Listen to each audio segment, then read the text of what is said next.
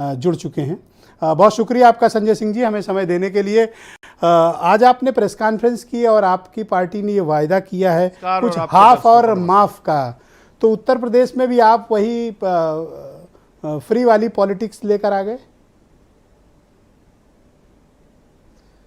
देखिए ब्रजेश जी, कोई फ्री वाली पॉलिटिक्स ऐसा नहीं है कि हम लोग कोई अपने घर से किसी को कुछ देते हैं। अगर सरकार की बात आप कीजिए तो सरकार के बारे में क्या कहा जाता है कि सरकार एक लोक कल्याणकारी संस्था है। तो लोक कल्याणकारी संस्था को हमेशा अपनी प्राथमिकता रखनी चाहिए कि जनता को कैसे हम न्यूनतम दरों में सुविधाएं दे सके, या तो निःशुल्क या न्यूनतम दर में जो उसकी जिंदगी की मूलभूत जरूरतें हैं। अब फ्री वाली पॉलिटिक्स जो हमारे बारे में कहा जाता है, इस पॉलिटिक्स को तो अब सारी पार्टियां अपनाने के लिए लालायित हैं ब्रजेश जी। अब आप देखिए कि कर्नाटक के चुनाव में सब कह रहे हैं बिजली फ्री होगा, हरियाणा के चुनाव में कह रहे हैं बिजली फ्री होगी, राजस्थान में, बंगाल में। तो केजरीवाल जी अगर बिजली फ्री करते हैं तो कहते हैं फ्री फ्री फ्री। अब बाकी सारी पार्टियां उसको नकल करने के लिए, पर उत्तर प्रदेश है संजय सिंह जी, ये उत्तर प्रदेश में आप देख चुके हैं कि हाफ और माफ की पॉलिटिक्स नहीं चलती। हमने तीन बातें कही, हाफ और माफ की पॉलिटिक्स नहीं चलती। हमने तीन बातें कही हैं Brajesh ji, house tax half, water tax माफ और शहर होगा साफ। ये तीन नारों के साथ हम चुनाव मैदान में हैं और काफी लंबे समय से हम लोग तैयारी भी कर रहे हैं। 763 नगर निकायों पे हमने अपना प्रभारी बनाया था, वार्डों में, शहरों के अंदर नगर पंचायतों में, नगर पालिकाओं में हमने अपनी कमेटियां बनाई थी। और अभी पहले चरण में जितने भी मेयर के प्रत्याशी थे वो सब हमने घोषित किए हैं। पर आप मुझे बताइए कि असेंबली इलेक्शन में आपकी पार्टी ने वार्डों में पूरी ताकत से चुनाव लड़ा, लेकिन नतीजों को आप बेहतर वाकिफ हैं कि अधिकांश सीटों पर आप लोगों की जमानत जब्त हो गई। ऐसे में किस उम्मीद के सहारे और किस वोट बैंक के सहारे आप उत्तर प्रदेश में अब निकाय चुनाव लड़ने आए हैं? देखिए, 3 चुनाव हुए अखिलेश जी, ये ब्रजेश जी। ऐसा चुनाव हुआ एक तो हमारा 2017 का, जिसमें हमें 50 सीटें सभासदों में और पार्षदों में मिली थी और हमें 2 चेयरमैन की सीट मिली थी। फिर जब जिला पंचायत का चुनाव हुआ, जिला पंचायत के चुनाव में हमको 80 सीटें मिली। फिर जब विधानसभा का चुनाव हुआ, निश्चित रूप से हमारी जमानतें जब्त हुई, मैं स्वीकार कर रहा हूँ। 2 सीटों पे हमें 26,000 25,000 वोट भी मिला, खलीलाबाद और रुदौली, जो एक बस्ती की सीट थी और एक खलीलाबाद की सीट थी। एक सीट पे हमें 10,000 वोट भी मिला, गाजियाबाद में। तो मुझे लगता है कि निश्चित रूप से विधानसभा का जो परिणाम पर उत्तर प्रदेश आपकी पार्टी को स्वीकार करता नहीं, लेकिन इस चुनाव में, कोई एक एग्जाम्पल नहीं है जहां पर उत्तर प्रदेश ने आपको स्वीकार किया हो। आपके पास कोई वोट बैंक भी नहीं है, कोई ऐसे इशूज भी नहीं है उत्तर प्रदेश में जिनके सहारे आपकी पार्टी खड़ी हो सके। आपके पास कुछ होता?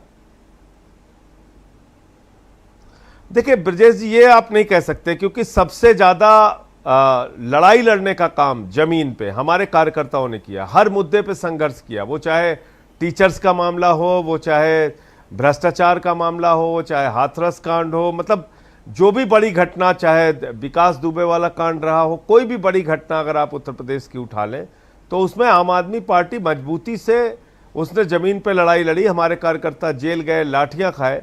तो ऐसा नहीं कि हमने अपने संगठन का काम नहीं किया या जो जनता से जुड़े हुए मुद्दे थे उस पर संघर्ष नहीं किया।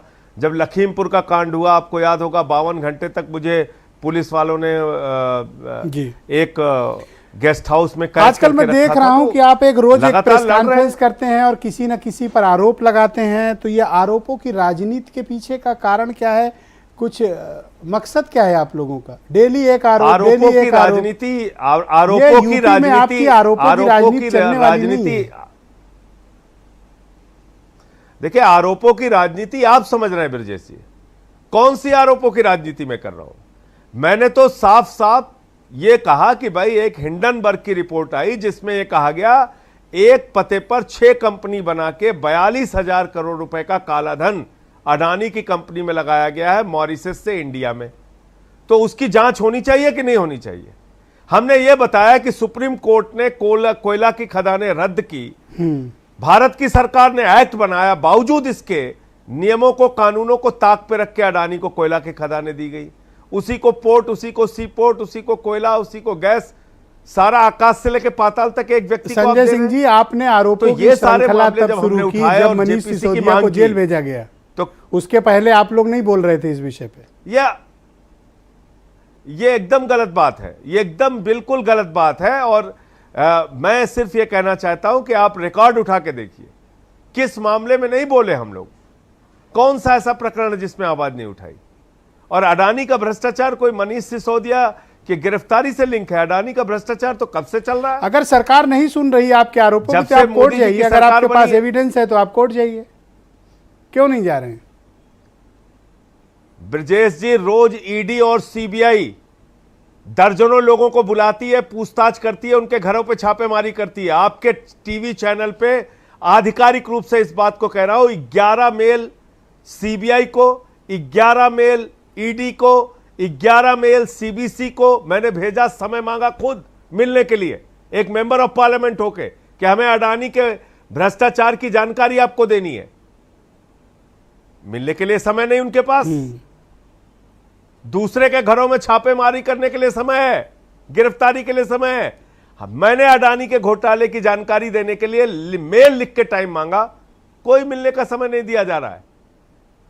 तो ये अब आप कोर्ट अगर जाएंगे तो कोर्ट पहले पूछेगी, भाई आप जिम्मेदार संस्थाओं के पास गए, उनको आपने कोई सूचना दी इस घोटाले से, जो नॉर्मली कोर्ट करता है।